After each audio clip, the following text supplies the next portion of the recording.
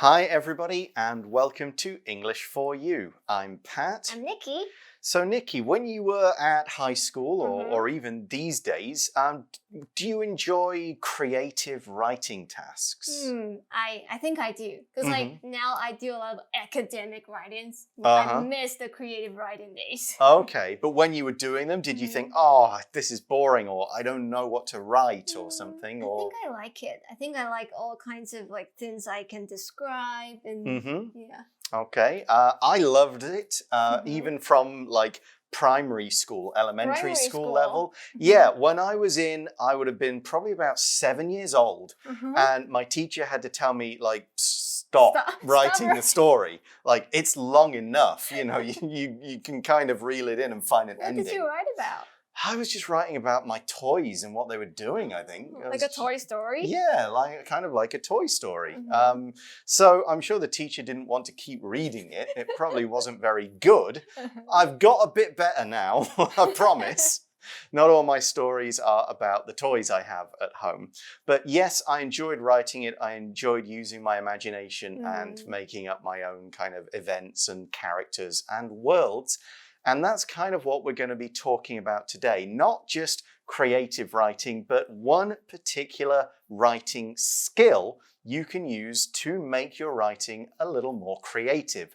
We're going to take a good look at why it works, how it works, and a few writers that used it. Let's check it out. Reading. Personification. Those words spoke to me. Has the sea ever roared in your ears? Has the sun ever wrapped its warm golden arms around you? Not literally, of course. These are just examples of personification. When writers use personification, they give human characteristics to non-human subjects. For example, the wind doesn't have a voice, but it can whisper softly or roar powerfully. A gentle breeze has no lips, but it kisses your skin as you walk along. Personification can be applied to emotions and other abstract ideas too. For example, our hearts sink when we're sad, and our minds race when we're thinking quickly. Writers use personification to make writing more creative.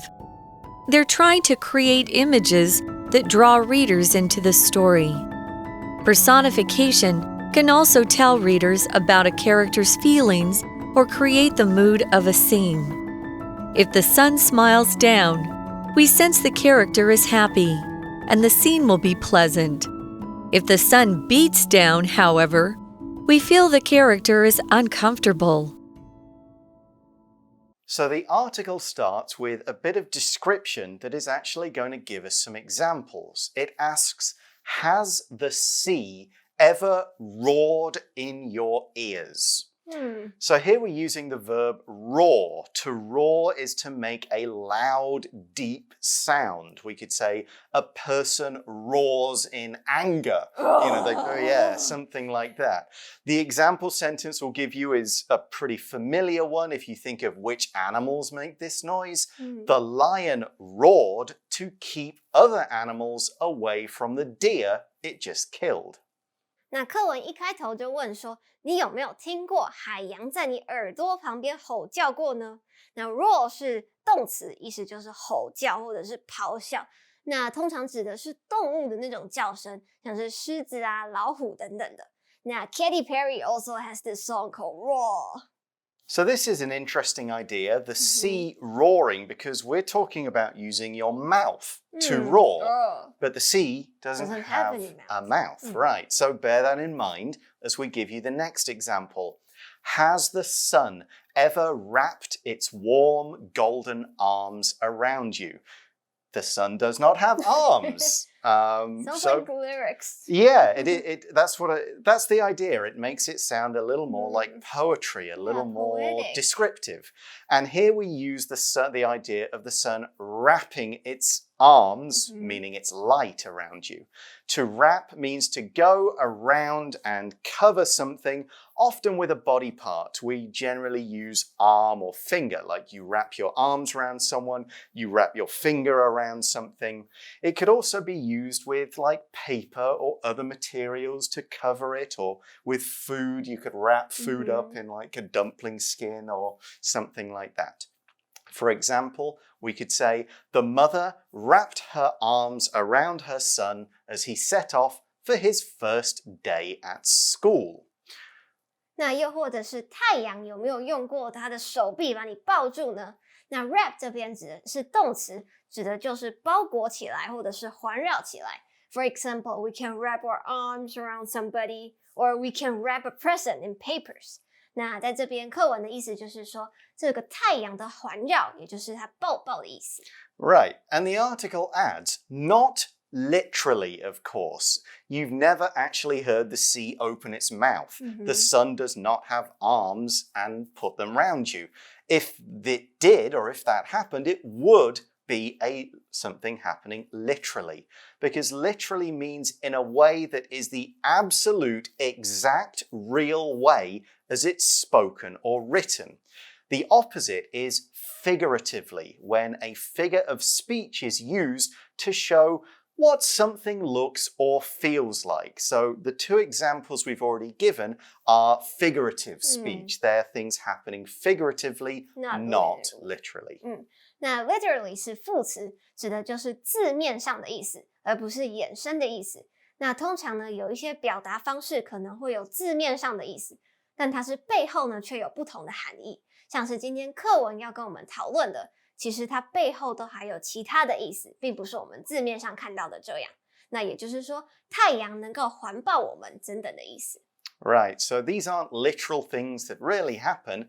The article says these are just examples of personification. Personification. It's a long word, but it's the subject of this article, and we'll explain it, but it's basically a writing technique where non-human things are given human characteristics. Personification 指的就是拟人化，它是一种修辞 ，It's a figurative speech。那像是譬喻 analogy 都可以是修辞的一种。那今天课文看到的 personification 呢，就是它把一个没有生命的形体形容成一个可以做一些我们人可以做的事情。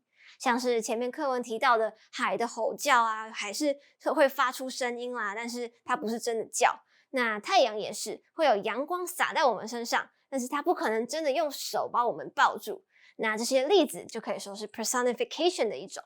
So the article pretty much explains this same thing for you to read. It says, when writers use personification, they give human characteristics to non-human subjects.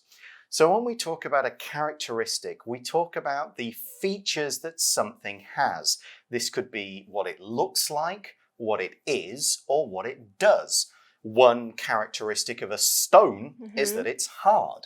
So that's an easy one.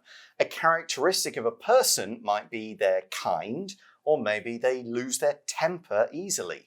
那 characteristic 指名词，意思就是特色或者是特征 ，some kind of feature。那可能是一个人特别突出的个性，或者是他的特征。所以说，当我们使用拟人法的时候，就是会把人的一些特色特征放到非人的主角或者是物品上面。Yeah, a characteristic is also pretty strongly associated with that thing or person. Stones are famously hard. Lions are famously fierce, I suppose. And we give these human characteristics, things that people do to non-human things.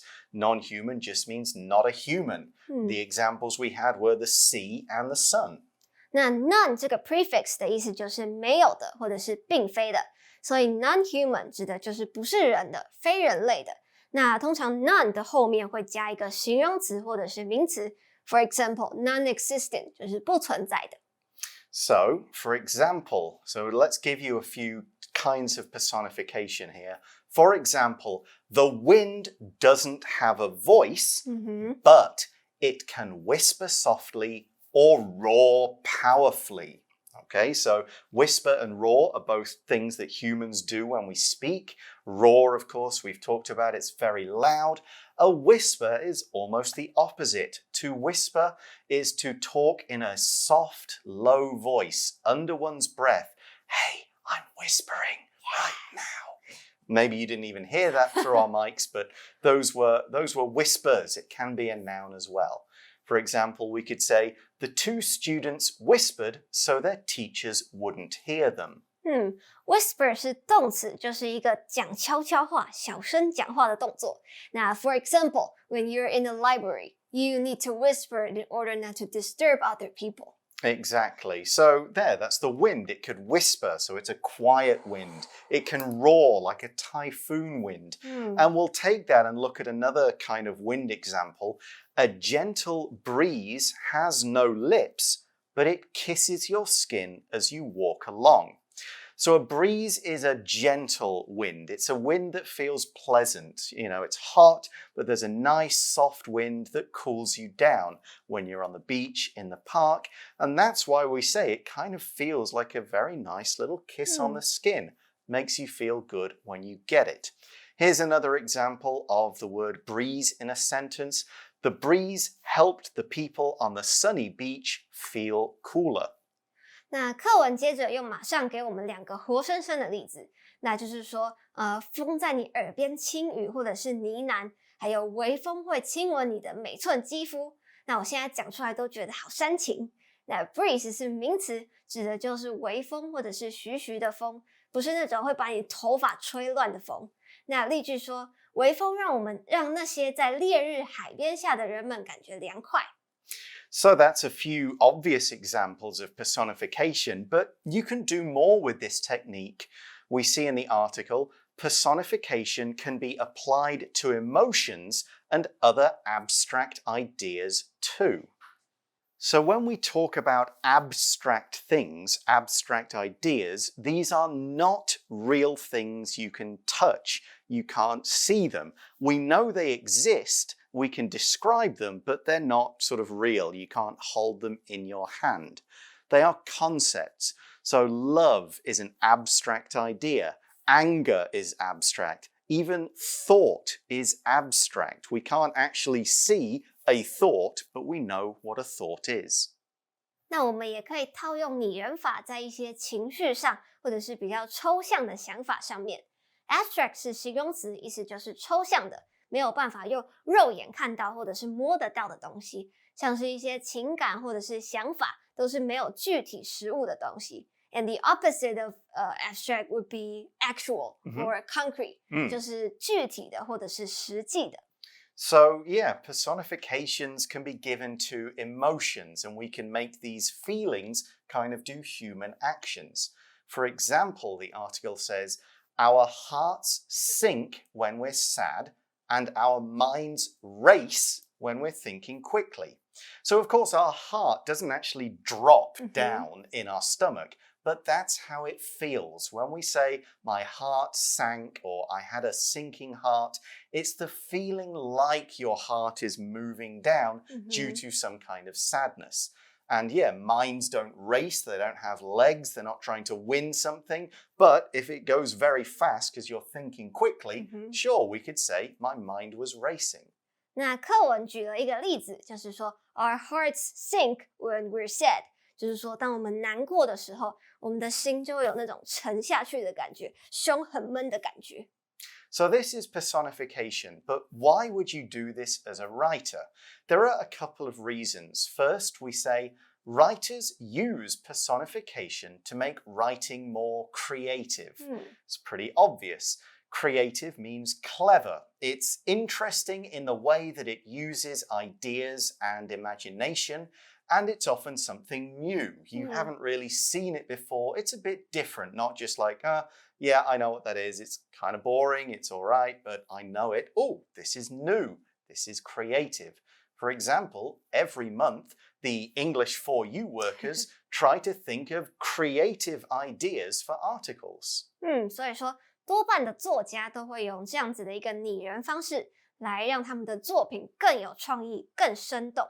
那 creative 是形容词，指的就是有创意的或者是有创造力的。So if you are creative, you probably think outside the box. You have some creativity. That's right. You kind of try and come up with a new idea from either nothing or combining two other things in a new, unusual way. So this creativity is useful, and creativity helps readers.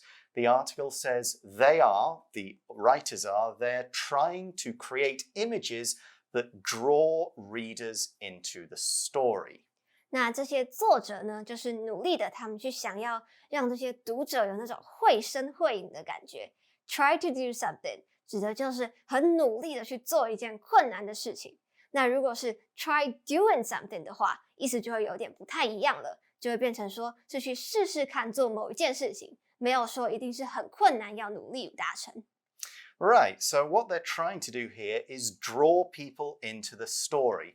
This phrasal verb draw into means to make somebody more interested and engaged with a particular topic because they think, wow, this is cool or this is important. Yeah, this is new. Yeah, this means something to me. So if you're reading a story and it's kind of, the language is fairly boring, you go, maybe I won't finish this. But if it gives you these kind of beautiful descriptions and creative ideas and images, you kind of think, oh, I can imagine what's going on. Yeah, this is fun. I feel like I was there. I'll keep reading. 那 draw somebody into something 指的就是吸引某个人做某件事情，或者是吸引某人参与某件事情。那在这边课文的意思就是说，借由这些拟人化的用法，这些作者试着要让读者可以进入到这些故事里面，让他们想要一直在看下去。Right, then think of a movie. Like if the first scene of a movie is really exciting, you'll go, oh, I want to see what happens. I'm drawn in. Yeah. But if it's just, oh, guy gets up, starts making a cup of tea or something. Yeah, I'm going to go to the toilet. Exactly, it's not the best bit.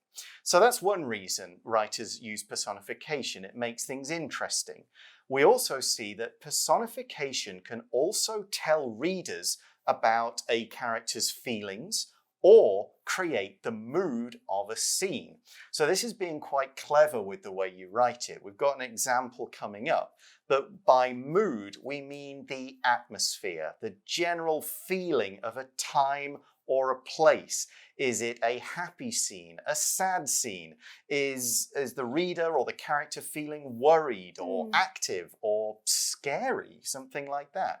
For example, ghost movies often use darkness and surprises to create a scary mood. Yeah. You're watching it and you don't feel comfortable. You're worried about what's happening next because of the light or the sound or like even all silent. Even by like turning the camera slightly sideways, it just feels not right, and it's created a mood. 那这边说到 mood 是名词，通常一般是我们看到会是心情的意思，但是在这边指的是一种氛围或者是一种感觉 ，kind of a vibe。那课文告诉我们说，使用拟人化还可以借机告诉读者们现在主角的感觉，或者是当下这个场景想要表达的感觉，可能是紧张的，或者是很欢乐的。Right, so here's an example of how you can do this with personification. The article says, if the sun smiles down, of course, no mouth, but you can feel what that means. We sense the character is happy and the scene will be pleasant. So you read that. The sun smiles down, so the character's outside, it's a nice day, something good, or he's in a good mood, something like that. And the article says, if the sun beats down, however, we feel the character is uncomfortable. Right, because beating down means it comes down hard and fast from a higher place. It's super hot, or the rain is beating down, means it's coming down really hard. It's almost painful. So with that kind of personification, the sun doesn't have hands to beat you, but if the character's outside, he's probably uncomfortable, he's not happy, maybe something bad is going to happen because of this. 那光是用来修饰太阳的动词就有很多种，像是如果我们说 the sun smiles down， 那可能就是感觉阳光洒在身上很舒服的感觉。可是如果 the sun beats down， 那意思就是说这个太阳照得很刺眼，或者是太阳很大。那 the sun shines very brightly in an uncomfortable way. 那我们就可以感觉它当下那个场景好像是很热，热到一种很不舒服这样。Right, we'll see some more examples of personification and how to use it tomorrow, but right now we're going to today's For You Chat question. For You Chat. So we've got an interesting idea, challenge here. What other verbs could be used to describe the sound of the wind? I can think of one that's kind of related, similar to roar, howl. Howl, yes. If the wind is howling, it's maybe angry, yeah. But if the wind wails, maybe you're creating a sad feeling. That's, the wind cries. Oh, the wind cries. You could say that, or the wind sighs. Sob. Yeah, sob. The wind could sob, yeah, if it's kind of stopping, starting. You could say the wind whistles. It's a bit more musical. So that could be, it kind of creates a sound effect in a written scene. Maybe it's a happy one. The wind whistles happily through the tree branches, something like that. There are a few others. The wind, it doesn't even need to be sound. It could be the wind shoved me. Oh, yeah. So that's not a sound verb, but it certainly personifies. The wind hasn't got hands, but if it's really hard, it could definitely shove you. So that's just a few different ways you could personify the verb form, the wind. We're going to look at a few more examples of this tomorrow, so join us again for that, but bye for now. Bye. Vocabulary Review. Roar. The lion roared so loudly that you could hear it miles away. Wrap. Jacob wrapped the vegetables in plastic to help keep them fresh. Whisper. Your father is sleeping. If you need to say something, whisper quietly. Breeze. The breeze moved the tree branches and made the leaves dance up and down. Creative. Anna likes doing creative things like writing stories and drawing pictures. Mood. Our play is going to be crazy like a cartoon, so we want silly music to set the mood. 字汇小补帖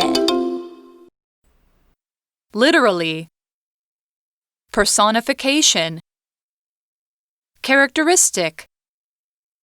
Abstract.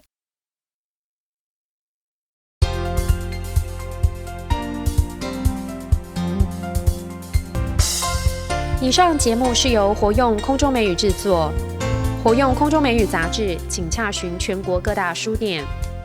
如欲索取试听教材，请来电02-2364-4000 02-2364-4000，或上网查询，网址是 www.english4u.net www.english4u.net